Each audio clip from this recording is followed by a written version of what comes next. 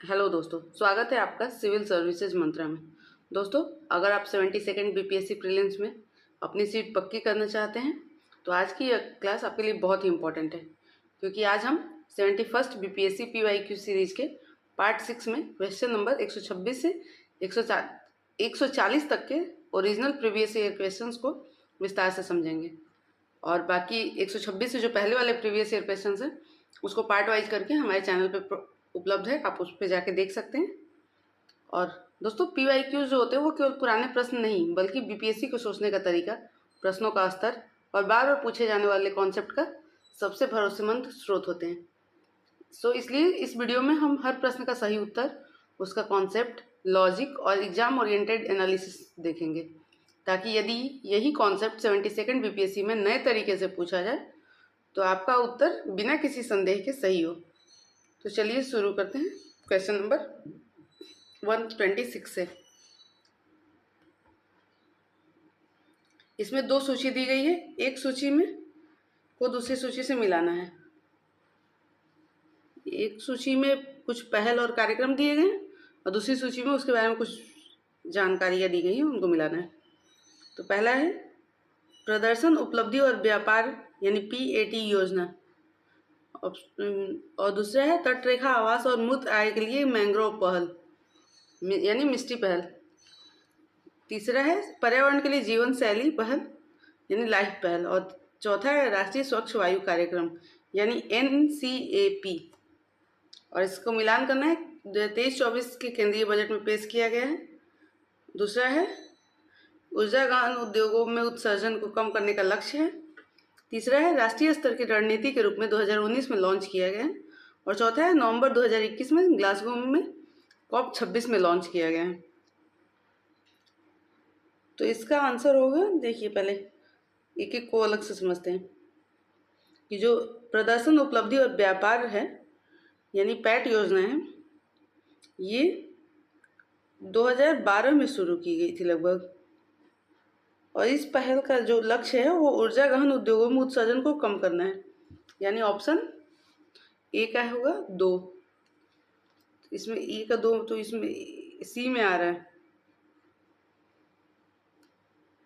तो आपको ज़्यादा देखने की जरूरत ही नहीं है, डायरेक्ट यहीं से आपका आंसर सही हो सकता है। बाकी आप देख भी सकते हैं कि ए का 2 हो गया और बी का 1, यानी तटरेखा आवास और मूर्त आय के लिए मैंग्रोव पहल मिस्टी योजना जो है वो जो 2023-24 के केंद्रीय बजट में पेश किया गया था, तो इसका 1 हो जाएगा। और पर्यावरण के लिए जीवन शैली पहल यानी लाइफ, वो नवंबर 2021 में ग्लासगो में COP26 में लॉन्च किया गया था, यानी इसका हो जाएगा 4। और राष्ट्रीय स्वच्छ वायु कार्यक्रम NCAP राष्ट्रीय स्तर की रणनीति के रूप में 2019 में लॉन्च किया गया था। तो दोस्तों, इसका आंसर होगा 2, 1, 4, 3 यानी ऑप्शन सी। अब बढ़ते हैं नेक्स्ट क्वेश्चन नंबर 127 की तरफ कि निम्नलिखित में से क्या विज्ञान, प्रौद्योगिकी और नवाचार नीति 2020 का परिणाम नहीं है। ध्यान रहे, नहीं है पूछा है। ऑप्शन ए है एक राष्ट्र एक सदस्यता। ऑप्शन बी है अनुसंधान और नवाचार उत्कृष्टता फ्रेमवर्क यानी RIF। ऑप्शन सी है अटल इनोवेशन मिशन। और ऑप्शन डी है उपरोक्त में से एक से अधिक। तो इसका आंसर होगा जो अटल इनोवेशन मिशन होगा इसका। हाँ, क्योंकि वही है प्रौद्योगिकी और नवाचार नीति 2020 का परिणाम नहीं है, क्योंकि इसकी शुरुआत 2016 में की गई थी। और इसका उद्देश्य, हाँ, क्योंकि अटल इनोवेशन मिशन का शुरुआत 2016 में हुआ था, तो इसलिए ये 2020 की नवाचार नीति का रिजल्ट हो ही नहीं सकता। अब बढ़ते हैं क्वेश्चन नंबर 28 की तरफ कि मेरठ में किस आइटम की शिल्पकला को GI टैग मिला है। आपको ध्यान रखना है कि अगर किसी भी ईयर जो भी GI टैग मिलते हैं, और ये स्पेशली कि बिहार में, उत्तर प्रदेश में या कुछ भी मतलब स्पेशल जो GI टैग मिला है, और बिहार में किस किस चीज़ों को काफ़ी टाइम से मतलब GI टैग मिला है, ऐसा नहीं है किसी ईयर का, पीछे का भी आप याद कर लीजिए, क्योंकि GI टैग से एग्जाम में क्वेश्चंस आते ही हैं। तो आपको ध्यान रखना है GI टैग बहुत ही इम्पोर्टेंट है। तो मेरठ में किस आइटम की शिल्प कला को जीआई टैग मिला? ऑप्शन ए है संगीत उपकरण, ऑप्शन बी है खेलकूद सामग्री, ऑप्शन सी है लड्डू और ऑप्शन डी है कैंची। तो इसका आंसर होगा ऑप्शन डी कैंची, क्योंकि जो मेरठ की कैंची है वो अपने हाथ से गढ़े हुए शिल्प के लिए प्रसिद्ध है और इन्हें जीआई टैग प्रदान किया गया है। और इन कैंचियों की एक प्रमुख विशेषता है कि इनकी मरम्मत पर कई बार पुनः उपयोग किया जा सकता है। तो ध्यान रखें, ये हाथ से गढ़े हुए शिल्प के लिए प्रसिद्ध है। अब बढ़ते हैं क्वेश्चन नंबर 129 की तरफ कि 38वीं राष्ट्रीय जूनियर एथलेटिक्स चैंपियनशिप 2025 में बिहार के खिलाड़ियों ने कितने कांस्य पदक जीते? ऑप्शन ए है 4, ऑप्शन बी है 5, ऑप्शन सी है 6 और ऑप्शन डी है उपरोक्त में से एक से अधिक। तो इसको बीपीएससी ने मूल्यांकन से हटा दिया था, क्योंकि 38वीं राष्ट्रीय जूनियर एथलेटिक्स चैंपियनशिप वर्ष 2025 में नहीं बल्कि वर्ष 2023 में आयोजित हुई थी। तो इसका क्वेश्चन ही गलत हो गया, क्योंकि ये 2023 में आयोजित हुई थी, जबकि प्रश्न में 38वीं राष्ट्रीय जूनियर चैंपियन एथलेटिक्स चैंपियनशिप वर्ष 2025 के विषय में पूछा है। तो यहाँ क्वेश्चन ही गलत हो गया, तो इवेल्युएट होगा ही नहीं। अब बढ़ते हैं 130 की तरफ कि किन शास्त्रीय भाषाओं को राष्ट्रीय भाषा का दर्जा प्राप्त है?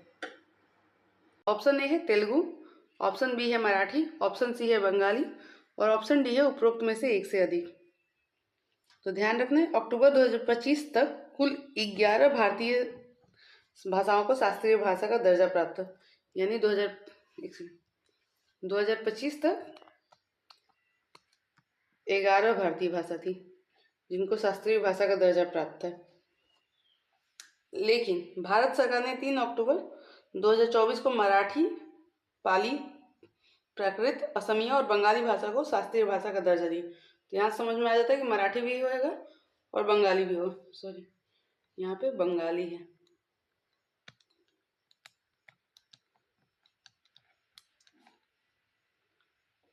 और वर्ष 2004 से 24 के बीच में 6 भारतीय भाषाओं तमिल, संस्कृत, कन्नड़, तेलुगु, मलयालम और उड़िया शास्त्रीय भाषा का दर्जा दिया गया था, यानी तेलुगु भी है। तो ये सारे ऑप्शन करेक्ट हैं, तो इसलिए ऑप्शन डी इसका आंसर होगा कि उपरोक्त में से एक से अधिक। अब बढ़ते हैं नेक्स्ट क्वेश्चन, क्वेश्चन नंबर 131 की तरफ कि राष्ट्रीय पंचायती राज दिवस 2025 का आयोजन कहाँ किया गया? ऑप्शन ए है पटना, ऑप्शन बी है मधुबनी, ऑप्शन डी सी है गया और ऑप्शन डी है उपरोक्त में से एक से अधिक। तो ध्यान रखना है कि राष्ट्रीय पंचायती राज दिवस 2025 का आयोजन मधुबनी में किया गया और ये 24 अप्रैल 2025 को हुआ था। तो ध्यान रहे, 24 अप्रैल 2025। अब बढ़ते हैं क्वेश्चन नंबर 132 की तरफ कि लूनर ट्रेलब्लेजर मिशन का मुख्य उद्देश्य क्या है? ऑप्शन ए है चंद्रमा की सतह पर जल का पता लगाना और उसका मानचित्रण करना, ऑप्शन बी है पूरे चंद्रमा का एक त्रिआयामी मॉडल बनाना। त्रिआयामी मतलब 3D। ऑप्शन सी है नए चंद्र रोवर का परीक्षण करना और ऑप्शन डी है उपरोक्त में से एक से अधिक। तो लूनर ट्रेलब्लेजर मिशन जो है इसका उद्देश्य चंद्रमा की सतह पर जल का पता लगाना और उसका मानचित्रण करना, यानी ऑप्शन ए करेक्ट है, क्योंकि लॉकहीड मार्टिन द्वारा निर्मित 200 किलोग्राम का यह उपग्रह जल चक्रों और तापमान के अध्ययन हेतु अवरक्त उपकरणों का उपयोग करते हैं, जिससे कि संसाधनों का अधिकतम उपयोग संभव होगा तथा चंद्र और मंगल ग्रह पर शोध में सहायता मिलेगी।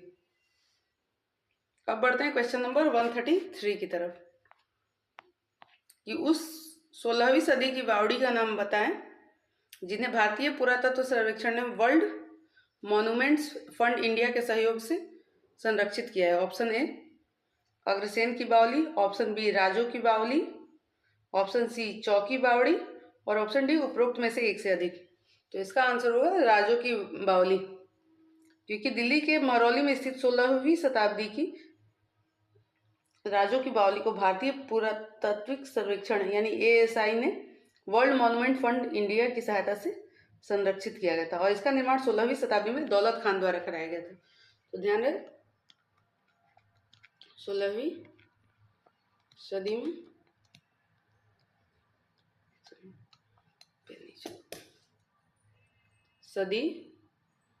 में और इसको कराया था किसने? दौलत खान ने। दौलत खान। और ये दिल्ली के महरौली में स्थित है, तो ध्यान रहे महरौली।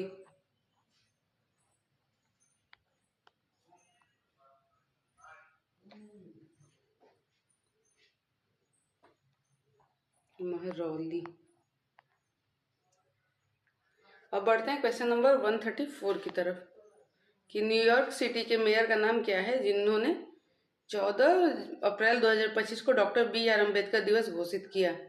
ऑप्शन ए है Bill de Blasio, option B है एरिक एडम्स, ऑप्शन सी है सादिक खान और ऑप्शन डी है उपरोक्त में से एक से अधिक।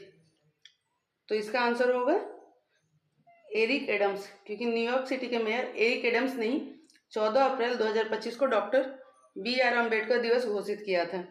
उन्होंने ये घोषणा किया कि डॉक्टर बी आर अम्बेडकर के सामाजिक न्याय, मानवाधिकार और समानता हेतु किए गए प्रयासों को ध्यान में रखते हुए उनके द्वारा किए गए अभूतपूर्व योगदान को मान्यता देने हेतु ही किया था। तो ध्यान रहे कि डॉक्टर बी आर अम्बेडकर के सामाजिक न्याय, मानवाधिकार और समानता हेतु किए गए प्रयासों को ध्यान में रखते हुए ऐसा किया गया। अब बढ़ते हैं क्वेश्चन नंबर 135 की तरफ कि यूरोविजन सॉन्ग कॉन्टेस्ट का स्थायी नारा क्या है। ऑप्शन ए है music unites us, option B है united in song, option C है यूनाइटेड बाय म्यूजिक और ऑप्शन डी है उपरोक्त में से एक से अधिक। तो इसका आंसर होगा यूरोविजन सॉन्ग कॉन्टेस्ट का स्थायी नारा है यूनाइटेड बाय म्यूजिक, यानी ऑप्शन सी करेक्ट है, क्योंकि यह प्रतियोगिता के विशेष मूल्यों को दर्शाता है जिसका विविधता, समावेशिता और कलात्मक अभिव्यक्ति को बढ़ावा देने का एक अति समृद्ध इतिहास रहा है। अब बढ़ते हैं क्वेश्चन नंबर 136 की तरफ कि इसरो के GSLV F-15 मिशन के बारे में क्या सत्य है। ऑप्शन ए है इसमें NVS-02 उपग्रह को ले जाया गया। ऑप्शन बी है यह श्रीहरिकोटा से इसरो का 101वां प्रक्षेपण था। ऑप्शन सी है यह श्रीहरिकोटा से इसरो का 100वां प्रक्षेपण था और ऑप्शन डी है उपरोक्त में से एक से अधिक। तो जो इसरो का GSLV F-15 मिशन है इसे 29 जनवरी 2025 को 29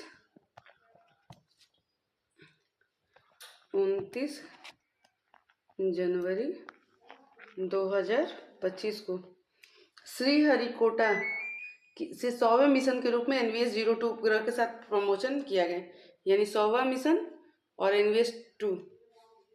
तो ऑप्शन ए भी सही है, ऑप्शन सी भी सही है, इसलिए ऑप्शन डी करेक्ट होगा और ऑप्शन जो बी है वो इनकरेक्ट होगा। अब बढ़ते हैं नेक्स्ट क्वेश्चन है 137 कि G20 के 18वें शिखर सम्मेलन के बारे में क्या सत्य है। ऑप्शन ए यह रियो डी जेनेरियो में आयोजित हुआ।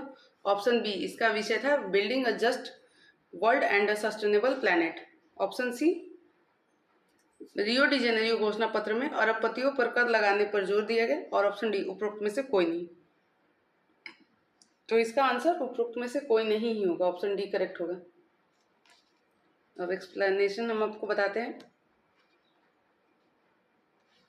क्योंकि G20 के 18वें शिखर सम्मेलन का आयोजित 9 और 10 सितंबर 2023 को नई दिल्ली भारत में हुआ था, तो यानी ये नहीं होगा, रियो डी जेनेरियो गलत हो गया, ये भारत में हुआ था नई दिल्ली में।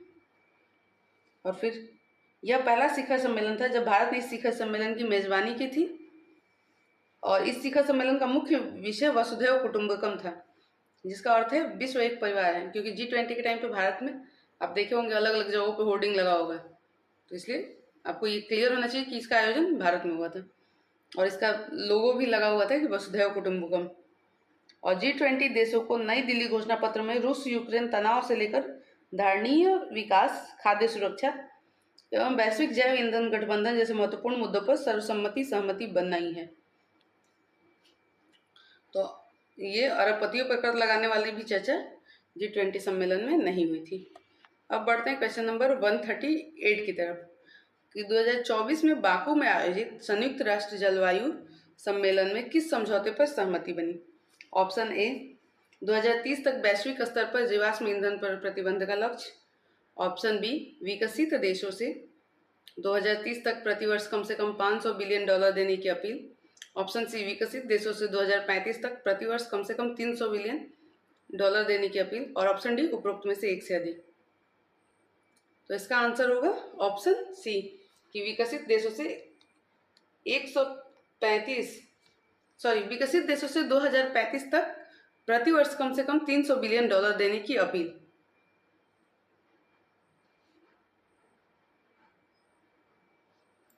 अब बढ़ते हैं क्वेश्चन नंबर 139 की तरफ कि 2024 में साहित्य का नोबेल पुरस्कार प्राप्त करने वाली हांगकांग के उपन्यास द वेजिटेरियन को कौन सा अन्य प्रतिष्ठित पुरस्कार प्राप्त हुआ था? ऑप्शन ए है पुलित्जर पुरस्कार, ऑप्शन बी है पेन अमेरिका लिटरेरी पुरस्कार, ऑप्शन सी है इंटरनेशनल बुकर पुरस्कार, ऑप्शन डी है उपरोक्त में से एक से अधिक। तो इसका आंसर होगा इंटरनेशनल बुकर पुरस्कार, क्योंकि द टेलीविजन को 2016 में इंटरनेशनल बुकर पुरस्कार मिला था। 2016 में इसको मिला था।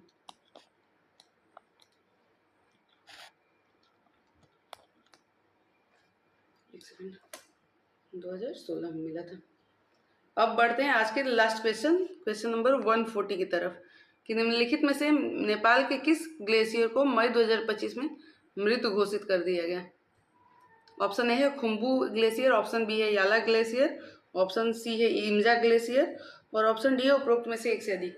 तो मई 2025 में नेपाल के लांगटंग घाटी में स्थित याला ग्लेशियर को जलवायु परिवर्तन के कारण तेजी से पिघलने के कारण मृत घोषित कर दिया, यानी ऑप्शन बी करेक्ट। और बाकी जो 140 के बाद जो भी क्वेश्चन आते हैं, 10 क्वेश्चन रहते हैं 150 तक, वो मैथ्स और रीजनिंग से होते हैं, तो आप उसको अच्छे से देख सकते हैं। तो दोस्तों क्वेश्चन नंबर 126 से 140 तक का यह सफ़र यहीं समाप्त होता है, लेकिन आपकी बीपीएससी की तैयारी अभी समाप्त नहीं होती। हर पीवाईक्यू आपको परीक्षा के एक कदम और करीब लेकर जाता है। अगर आपने आज के सभी प्रश्नों को कॉन्सेप्ट के साथ समझ लिया तो यकीन मानिए आपकी तैयारी पहले से कहीं अधिक मजबूत हो चुकी है। अब इन क्वेश्चंस को एक बार खुद से दोहराइए और रिवीजन जरूर कीजिए। और अगर वीडियो पसंद आई हो तो इसे अपने बीपीएससी एक्सपीरियंस दोस्तों के साथ जरूर शेयर करें। वीडियो को लाइक करें, सिविल सर्विसेज मंत्रा को सब्सक्राइब करें और बेल आइकन दबाना बिल्कुल ना भूलें, क्योंकि अगला पार्ट भी आपकी सफलता की दिशा में एक और मजबूत कदम होगा। अब कल से हम लोग लाएंगे 71st का तो हो गया, 70th बीपीएससी का प्रीवियस ईयर क्वेश्चन। तो आप हमारे साथ जुड़े रहें। इस सीरीज में हम सारे प्रीवियस ईयर क्वेश्चंस को सॉल्व करेंगे। और दोस्तों अगर आपको कोई डाउट लगा हो तो आप हमें कमेंट करके पूछ सकते हैं। और अगर आपको हमारे चैनल का क्लास का पीडीएफ चाहिए तो पीडीएफ हमारे टेलीग्राम चैनल पर मिलेगा और टेलीग्राम चैनल का लिंक हमारे डिस्क्रिप्शन बॉक्स में मिलेगा। साथ ही साथ वहीं पर आपको हमारे फेसबुक पेज और इंस्टाग्राम पेज का भी लिंक मिलेगा, जहाँ से आप जुड़कर हमारे साथ जुड़ सकते हैं। मिलते हैं आपके साथ अगले वीडियो में, तब तक के लिए धन्यवाद। जुड़े रहें सिविल सर्विसेज मंत्रा के साथ।